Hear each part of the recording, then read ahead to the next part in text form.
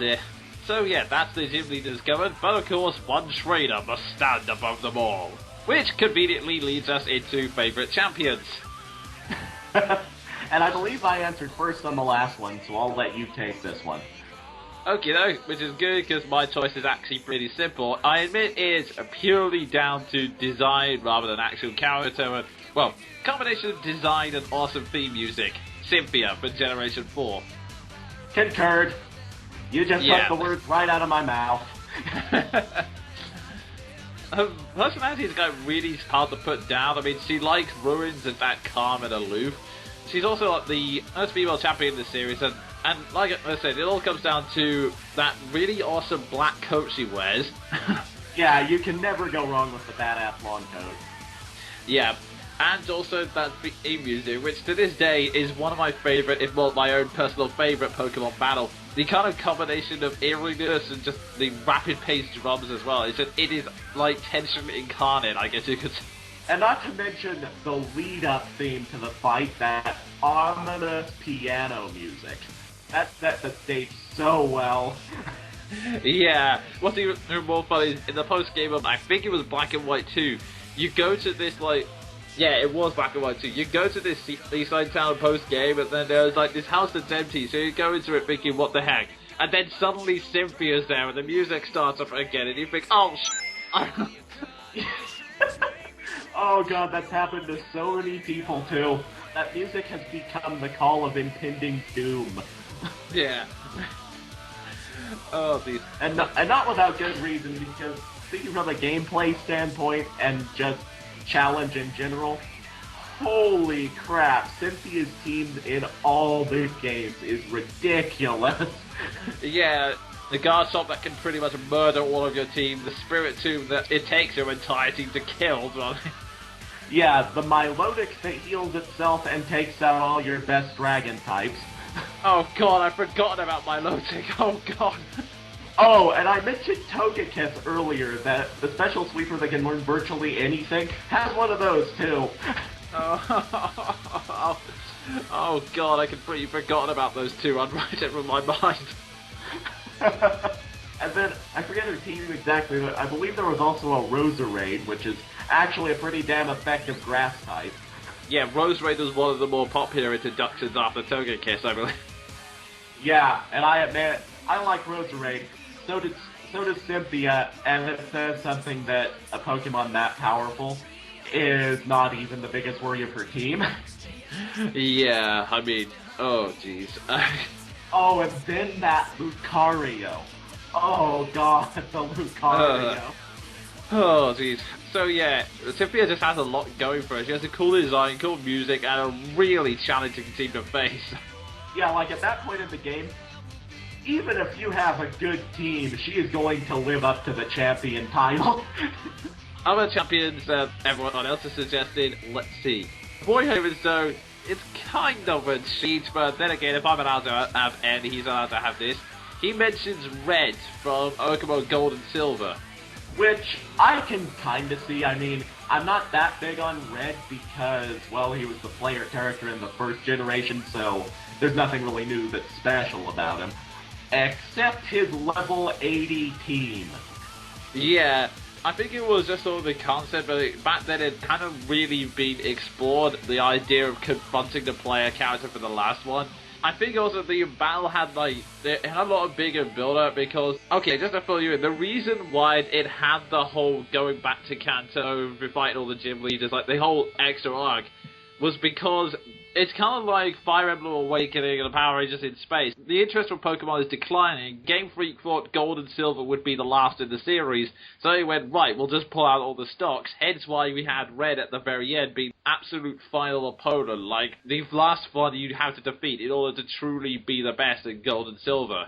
Yeah, and then Pokemon Gold and Silver became more popular than Jesus, so that obviously didn't go through. Yeah, pretty much. And unlike the Beatles, it managed to survive that. Wow, that could be a really dark joke, but I'm not gonna take it there. Yeah, oh god, yeah, I just realised myself. Whoops, anyway. Oh, don't worry. Don't worry, it's been since the 70s. If that's too soon, I don't know what's late enough. One thing that I will also mention, it was even cooler in Heart Gold and Soul Silver because you mentioned that you like snowy locales. About the limitations of the Game Boy Color, you realise that the actual setting for the fight is right on top of Mount Silver. So you enter the game and Red's just standing on top of the mountain with all this snow falling down around him, and it looks really cool when you finally get up there. That is true. Like, there is something to be said for scenery and setup.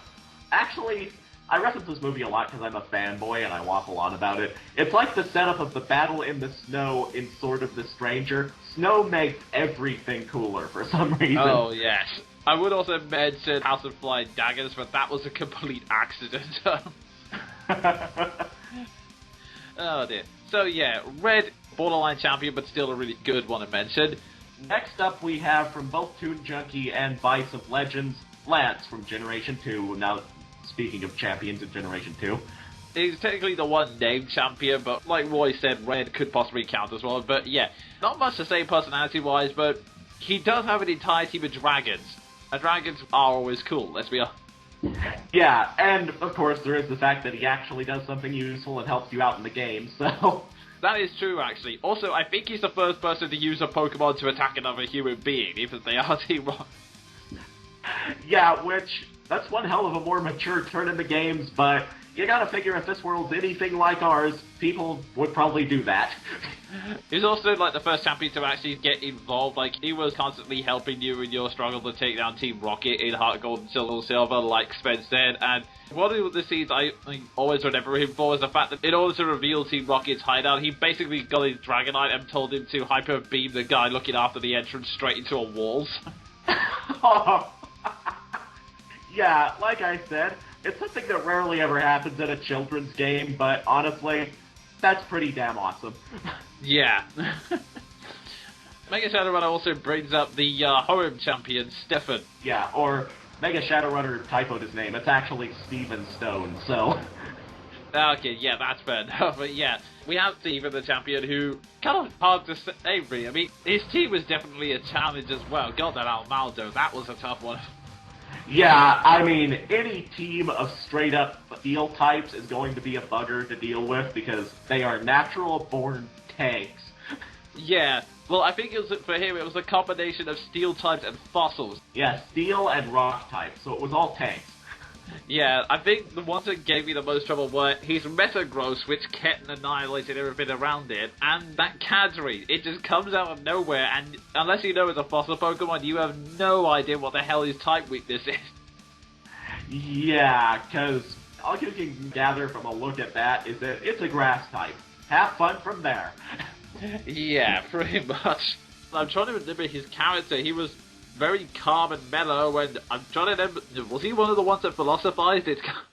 Actually, it's been a while. I remember he was one of the champions that actually helped you with the enemy team in the game, because he actually flat out helped you fight them in the Weather Center.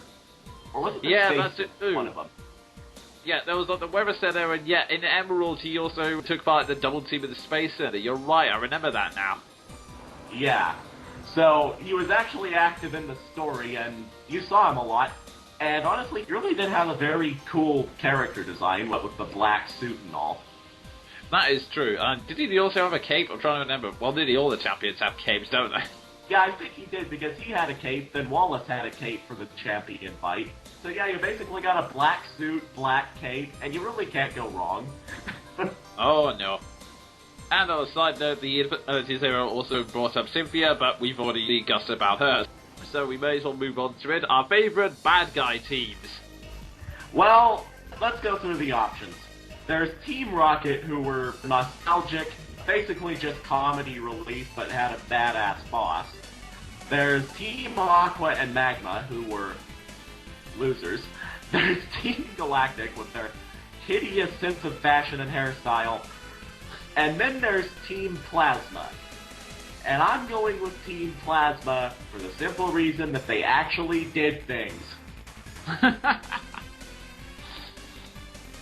Yeah, that is kind of true. It's kind of weird because they addressed one criticism of the franchise, but not quite in the way people expect. Like, on the one hand, they would say, it's wrong to keep Pokemon in Pokeballs. but they were saying it more than Pokemon don't reach their full potential if you keep them cooped up. Yeah, or at least that was what the leaders said, because basically all the mooks were a bunch of blind hypocrites. Yeah, that is true. That's kind of one of the interesting elements about them. They were very passionate about their beliefs, but they were very hypocritical in their actions. Yeah, they were very hypocritical, and they were just complete blind morons. Which, wait, passionate about your beliefs, hypocritical, complete idiots. They're Tumblr. Well, I guess that's one way to put it. I just had to say that because, seriously, screw Tumblr, and the reference was there. To be honest, most of the comments agree with you. Pretty much everyone says either Team Plasma or Team Rocket, which I can kind of understand. Aside from the comedic value, Roy Avenstone also points out that also they did have intimidating moments, like when they took over the radio tower or the Lake Rage plot. And honestly, Giovanni is always a badass. That is true. However, I am actually going to go against all of you, because Team Plasma are really great, Team Rocket are good for nostalgia, but the bad guy team that's my personal favourite is actually, funnily enough, the ones you called losers, Team Aqua and Team Magma. Really? Wow. Yeah. Because I was never intimidated by those teams. Team Aqua seemed like pirates that were trying too hard. And Team Magma, I'm not even sure what to think about. I mean, Maxie was a cool leader. Well, this is my reasoning. Admittedly, yeah, in terms of sort of actually being intimidating, you're right. They're really not that successful. It's more the interesting concept I like. First of all, I like the fact that we had done the bad guy team before, but I like this was especially highlighted in Emerald, the fact that they were pretty much going against each other. Like, you were caught basically in the middle of someone else's tribal war. Yeah, ultimately, when you get right down to it, their various plans were stupid. It was, one guy was, we're gonna flood the world because the ocean is full of life, and we're gonna destroy the ocean because the land is full of life. Yeah, they're really dumb when you get right down to it, but... Yeah, but at the same time, like Team Plasma, they did think they were doing the right thing. They weren't just out-and-out thieves, or out-and-out maniacs like Team Galactic. Yeah. I think it's mostly because that they were the first to kind of shift the team dynamic. Like, they weren't just crooks, and also, they sort of got very far with their plans, but then they realized, oh, we've kind of destroyed the balance of nature. Our plan was really shite, wasn't it? You know, they kind of have... They kind of had that big moment where they succeed, and when I was first playing Pokemon Sapphire, that was sort of one of the big cool moments of that, was when Kyogre was released, and the world is now constantly caught in a constant downpour, and Archie is staring at this going, oh wow, what have I done here? You know, it's a really big hammer point in the game. Like, there is a reason you have to catch this legendary now. If you don't, the world is doomed at this point. So, that's mainly the reason why I liked it, because admittedly, in hindsight, there are plenty of villain teams that do what they do better, but they were the first one to actually shift the dynamic, and the idea of two teams going against each other and you being caught in the middle of it is still something I really like, but that's just me. Yeah, actually, now that you explain your reasoning behind it, yeah, their plans were absolute and they were complete idiots about it, but that realization right at the end was just a real new and novel idea as far as the villains go, because before that all we had was complete crooks. Yeah, I mean, you kind of had it revisited later on in first of all, in Black and White with N kind of realizing the error of his ways, and then in Black and White 2 when Team Plasma is completely split and they're fighting each other. But Team Aqua and Manga... I almost said Team Aqua and Manga. Team Aqua and Team Magma were the ones who set it off, and that's why I do kind of have a soft spot for them because of that. So, I know it's not a popular reason, but that's the reason why I'm going with it. Yeah, that's fair enough. Now that you've explained your reasoning, I completely get it. Okie doke. The final category. This is gonna take some explaining. Pokemon X and Y is kind of already shaping up to be an interesting game, but one of the new battle mechanics that's suddenly been introduced is the concept of Mega Evolutions.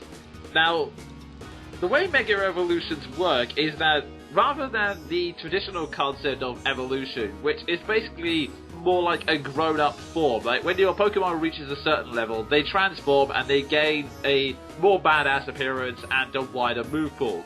They're permanent and your Pokemon stays that way. Mega Evolutions are kind of a temporary power-up form. They're kind of like either Super Saiyan, Bankai, Trance, if you're a Final Fantasy fan, or Power Rangers, basically. And the Pokemon who have been confirmed to have Mega Forms already are Ampharos, Absol, and I will have to say, I'm not a particular fan of My Little Pony, but Mega Absol looks a lot like an Alicorn, just saying. Oh my god, it does. But isn't Absol supposed to be a wolf? That is completely out of place. Lucario has also gained a Mega Form, along with Mawile. Ampharos has gained one. Mega Kangaskhan has a Mega Form, which, in terms of design, it's basically just the little one in its pouch just teaming up with them. You also have Blaziken, which sadly will only be available for a special event because Blaziken's not obtainable in-game. Then you have Mewtwo, which for some reason has 2 Mega Forms, believe it or not. Because it's Mewtwo and it's the most overpowered thing since the first generation. Aside from Arceus. Well, Arceus is a god, so you can understand why. And then you have Mega Evolutions of the original starting Pokemon, Venusaur, Charizard, and Blastoise. And apparently, these 3 starters are invariable in the main game. They all look pretty cool respectively, even if Blastoise Mega Form is basically getting arm cannons. Yeah, when in doubt, just add another gun. Pretty much. More Daka. And finally, as I was kind of alluding to, the latest one to be confirmed with a Mega Form is Garchomp.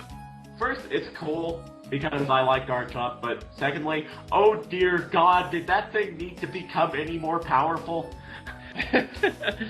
Yeah, I could say the same about Mewtwo in all honesty, but yeah. Point is, it's a chance for Pokemon to gain new forms, new powers, and new designs. So, we've raised a question to our fans.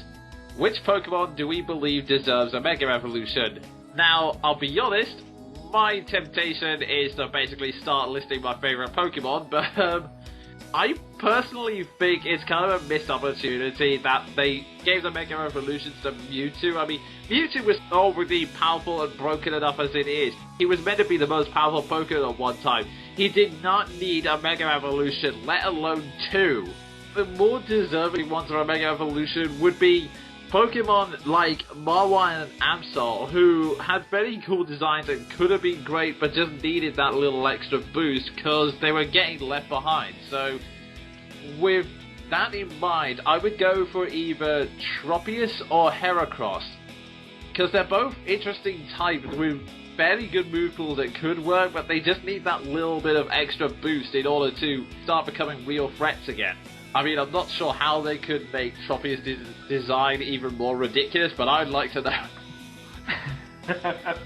So, Sven, any ideas? I mean, I know you like Garchomp, so that's one we could definitely rule out. But yeah, I'm kind of sort of relieved that Garchomp's getting a Mega Evolution, but at the same time, that's broken.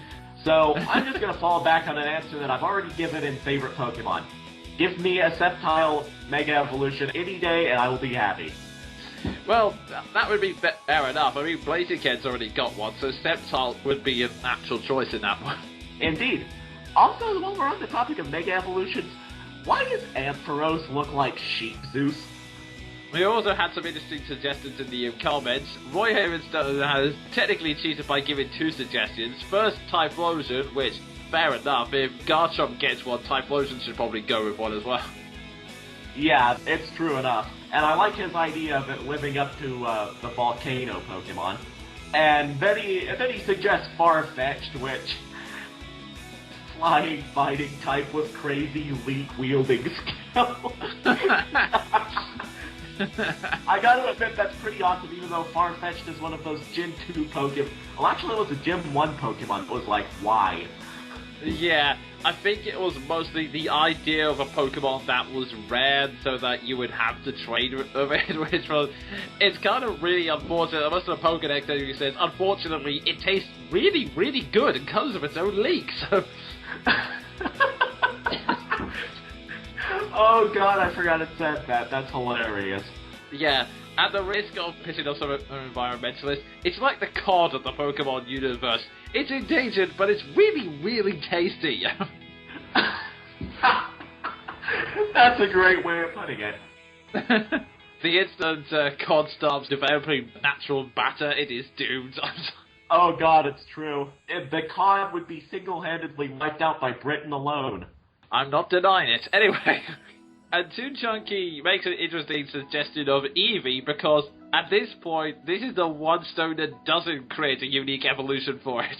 It's a good point, and I'm also really curious, how did they make Eevee look ridiculous? Because right now all it is just a dog, fox, ambiguous mammal thing. If I was a cynic, I would point to some of the other evolutions it's had over the years, although I'm one of the few that actually likes Glaceon and Leafeon, but... Well, I do too, so hey-o.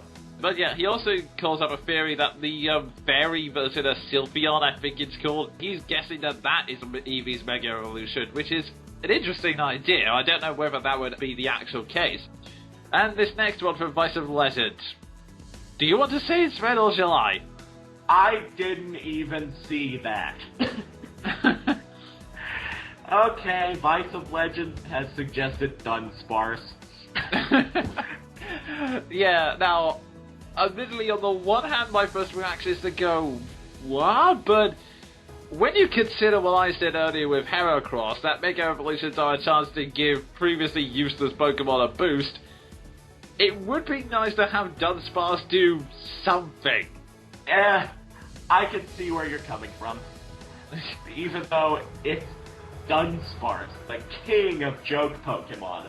Yeah, I mean, apparently it references, like, some Japanese folklore, but I don't get it. Yeah, and furthermore, I still wouldn't use it, because even a Mega Evolution wouldn't suddenly make Dunsparce good. So yeah, I can see where you're going for with Vice of Legends, and it's an interesting idea, even if personally I don't think either me or Sven would use it. Yeah. So, hey, again, kudos for thinking out of the box. Alrighty, on to Mega Shadow Runner. If they're going by popularity, which to be honest, that's what they seem to be doing with these Mega Evolutions, his would actually be a pretty likely choice. Arcanine. Honestly, I could see it, and I would like it, because I've always liked Arcanine. I preferred Arcanine to Ninetales for the longest time. Yeah, he was one of the coolest designs, and apparently when they were originally planning the game, he was supposed to be a legendary at one point, which probably makes sense to why he has the grandest design of all of them. Yeah. So, I would not be opposed to an Arcanine Mega Evolution. I'd be interested if they made Arcanine part Dragon in the Mega Evolution, because, bizarrely enough, as I found out when I used him in Heart Gold Soul Silver, he can learn Dragon moves, which I honestly didn't see coming, but he can. Huh. I wonder how they take a wolf then and make it part dragon. I guess we'd have to find out, I suppose. Yeah, that's just about all we can say, but still, I would not be against that at all. And lastly, from the Infernity Zero, we have Hitmonlee. Okay, I'm now torn, because on the one hand, yeah, that's a good choice for all the same reasons. Hitmonlee is a decent fighting type, and this would make him a lot more devastating and useful again. But at the same time, I know full well he has a completely different name in the Japanese version, so this wouldn't work. But I keep thinking of Mega Evolution designs that make him look more like Bruce Lee. Like, random yellow jumpsuit, maybe a Bruce Lee hairdo. Oh, God. Oh, God. I'm almost tempted to suggest you make a sprite of that like you did the Donkey Kong visor. Oh, God. Yeah, that Donkey Kong visor, one of my most bizarrest creations ever. And yet one of the best, because it's still your Neo avatar to this day. But yeah, that would be a cool design, even if it... Oh, God, I'm now picturing nunchucks for legs. Oh, God. Oh, God, or nunchuck arms. Oh, jeez. Oh, these people come up with serious suggestions, and all we can do is come up with the But now I'm just picturing Hitmonlee with the Bruce Lee bowl cut and a yellow jumpsuit. It is the most ridiculous thing I've ever imagined in my life. In fact, it kind of looks like the the primary guest on Gangnam Style. Oh lord. So, yeah, my bizarre mental dreams aside, yeah, Hitmonlee would also be a really good choice for Mega Evolution. Oh dear. And that brings us to an end to all of the countdowns, and I'm gonna say, as cheesy as this sounds, I'm kind of glad we did it this way, especially when we shared it with the audience, because it kind of just shows you one of the most positive aspects of Pokemon is just how diverse it is and how, I guess you could say, how many different things you could take from it, because, let me put it this way, the fact that we've kept going on about ideas and choices going against the grain should say something, really. Yeah, precisely. It just goes to show there's more variety in the Pokemon fan base than just the competitive players would like you to think. It's kind of gratifying to see, and I think it's what makes Pokemon one of Nintendo's best franchises at the moment, is that even when it seems like they're just putting out the same game every year, but with a few new Pokemon, there's so many new elements you can take from it, and it's just really awesome to see in the fan base. So, yeah, thank you one last time to Roy Havenstone, to Junkie1, Bison Legend, Mega Shadow Runner, and the Infinity Zero for getting involved, and also thank you for Sven for getting involved with this, since this was like a mad idea where I just went, hey, do you want to get involved in a Pokemon thing? Yeah, and just by the by, I would like to apologize in general for the delay, because wow, some things came up. Yeah. Either way, this was a really cool thing to do, so thanks to all you get involved. Long live Pokemon. And for now, it is time to end this podcast. I've been the Jonin Monkey. And I've been Sven the Crusader. Now, everyone, just try and go to bed and sleep tonight with the image of bold-cut, yellow jumpsuit Hitmonlee in your head.